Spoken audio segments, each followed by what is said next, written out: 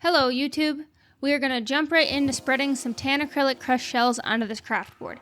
All the epoxy we use today is a standard tabletop 1:1 ratio resin to hardener. I added just enough of this mix to the shells to thoroughly coat the shells before transporting them to the tray.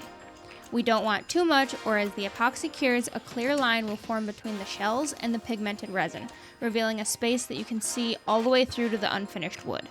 Also, I have done nothing to the wood before getting started other than making sure there were no spots that the resin could leak out of. Up next, we have this beautiful teal colored resin and this elegant rose gold resin. I like to make a few passes of each to get the swirl started.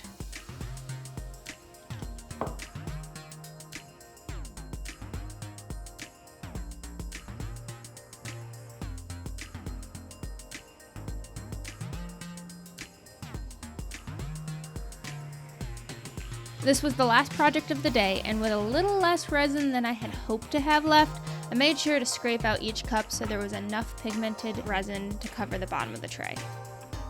Then it was time to swirl, and this is where the creativity really starts. I just start swirling the colors until they seem to be balanced without turning into a mucky brown color. Then I use the heat gun to provoke the exothermic reaction. This also thins out the resin and allows any bubbles escaping from the wood to draw to the surface now, rather than late into the cure process. I let it set and flow around for a moment, and I noticed it all kind of drifting to one side, so I wedged up the one side to level it out with a craft spoon. Up next is the white resin. Because it is cooler than the heated resin, it wants to sink to the bottom, and in doing so, it pushes the colored resin out of the way. I let it sit for another moment before applying heat to the white also. The bubbles will rise up out of the thinned out resin and start creating these little circles that look like evening waves crashing ashore. Now this is where quite a few people have asked me what I do or what I spray on the piece at the end. And the answer is absolutely nothing. This is just a time lapse of the exothermic reaction. There are a couple reasons that this occurs. The first, because we heat it, it happens much faster than the process is intended to occur at. The second reason is it's more visible because of the types of pigments that I use. All the pigments that I used in this piece are opaque pigment powders, a few of which are also metallic, so the particles stay suspended in the resin, reflecting the light, versus an ink dye that would be completely incorporated.